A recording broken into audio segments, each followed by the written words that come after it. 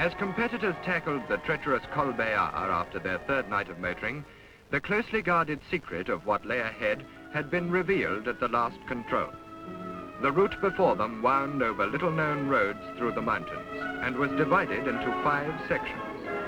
These were to be covered at average speeds of up to 36 miles an hour for standard cars and 39 miles an hour for modified machines.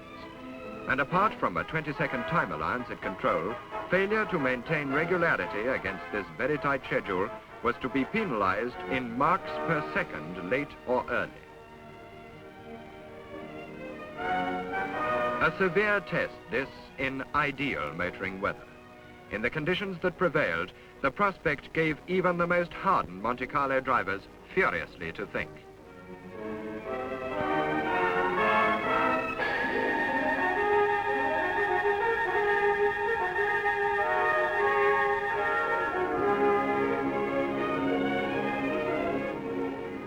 The road to Gap is not an easy one. And even here, before the special section started, many competitors found themselves with little time to spare. And in fact, penalty points piled up before the intended testing time was reached.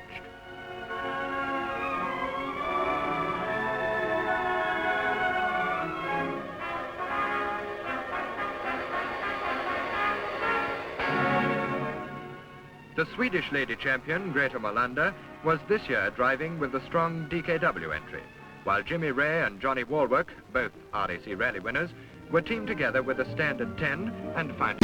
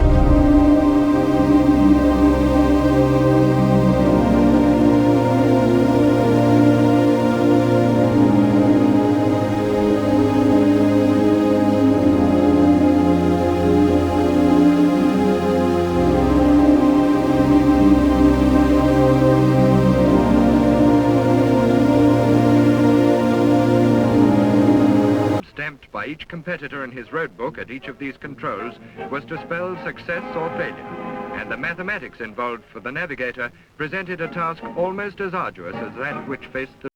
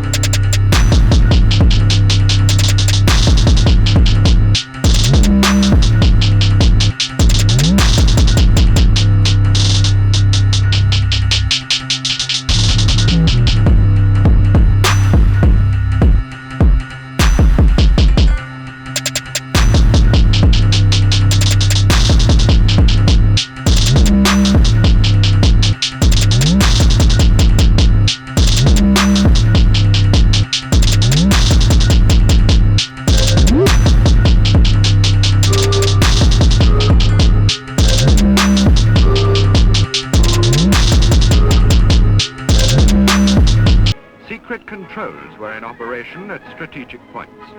The struggle to reach the next known control on time was in fact subordinated by the organizers to the task of maintaining a constant average speed throughout the run.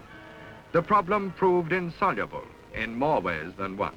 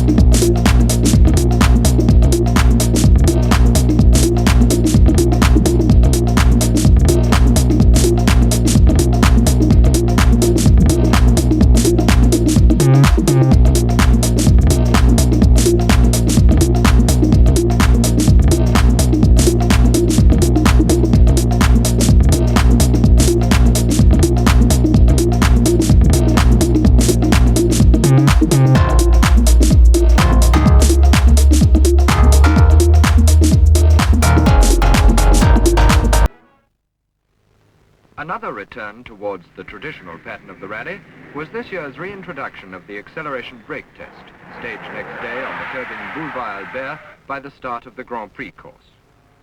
From a standing start, the test involved a 400-yard sprint to a turn between a pylon and a row of skittles to include a compulsory reverse in confined space. Then came the 250-yard return run to break over a line. And that was how not to do it. Penalty for hitting the balk line 18 feet beyond the finish or any other post or pylon was disqualification. Here's Ken Richardson demonstrating the handy size of the standard 10.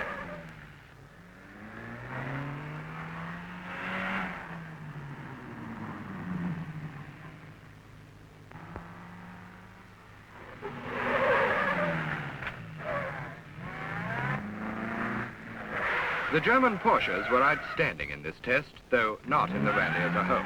That was Hans Dobler.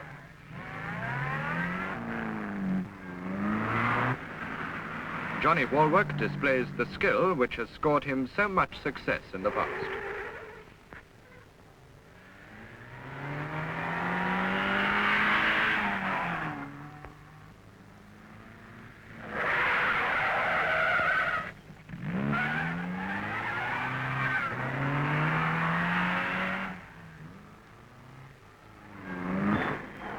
Sheila Van Dam here improved her position amongst the ladies. Walter Schock makes a run destined to help him toward third place in the rally as a whole.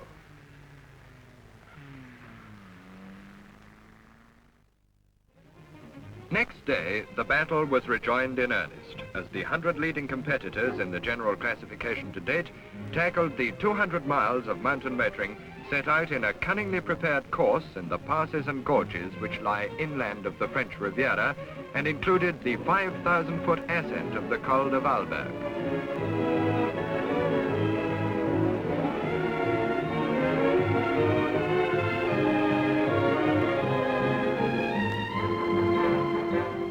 Conditions inevitably varied with the change of altitude, but were tricky for almost all the run, and on certain sections were downright dangerous.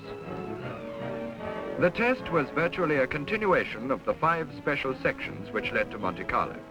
High average speeds varied according to the category of the entrant, and secret controls operated to ensure that the target average speed was maintained throughout the run. But a constant speed in countries such as this involves a frantic variation of effort, and even so, the opportunities to take it relatively easy were few and far between.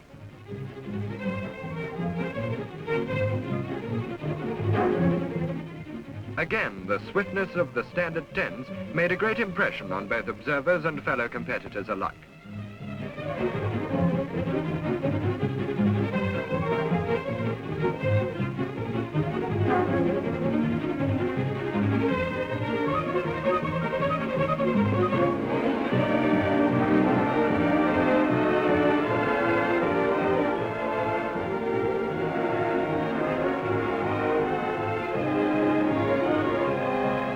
The latter half of the circuit, after the 4,000-foot climb to La Colmiane, brought mist to add to the driver's cares. But previous Monte-Carlo victors, Beccard and Gatsonides, amongst the first cars away, had got well out front by Castillon and were now free of the problem of passing slower cars.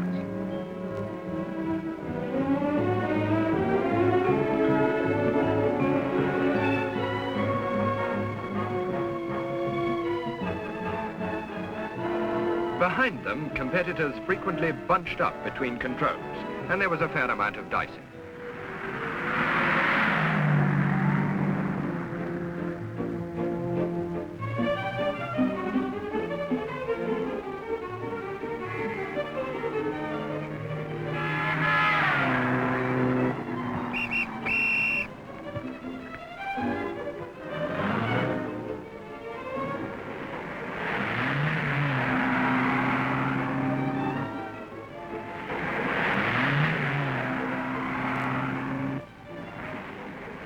Madame Pochon, France's hope for the Coupe de Dame, had been off the road.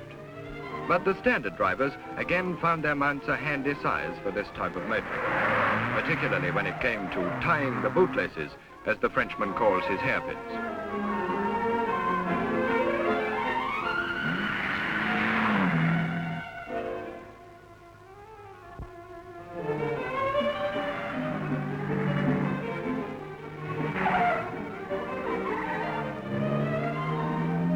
As usual, those sporting drivers, the Dutch, were well represented on all types of car.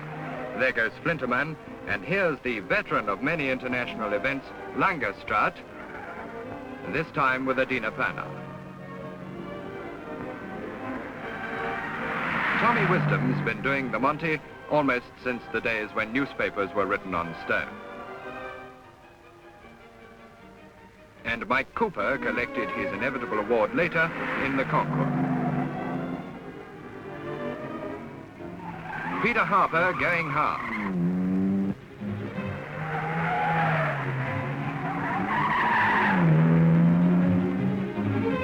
Very much at home in this setting, we find Sidney Allard and Nancy Mitchell. Roll up, folks, it's the last of the passes, the Col de Brasse.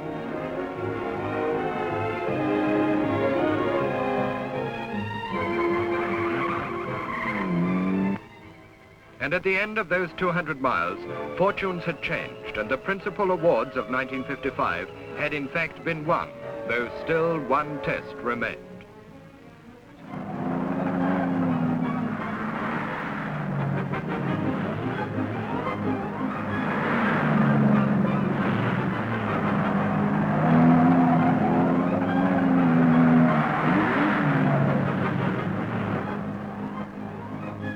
Van Dam knew she was sitting pretty for the ladies' prize, but 5 laps of the 2-mile Grand Prix circuit at Monaco have upset many an apple cart in the past, and even an apple cart could prove a handful on a surface as slippery as this, at a course which is all tight corners and assorted gradients, and includes the famous tunnel and the chicane on the harbour wall. Here's Walwork approaching the casino with no time to play. The downhill hairpins by the station. British Railways, please note.